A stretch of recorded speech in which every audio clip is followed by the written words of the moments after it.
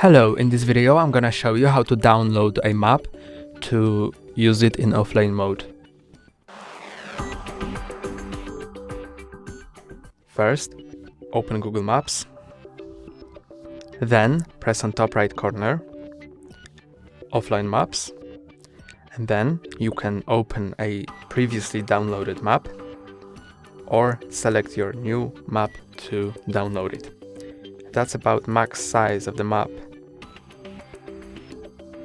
I will choose Warsaw and zoom it in.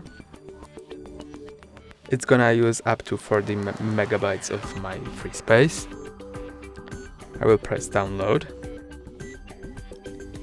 Now it's downloading.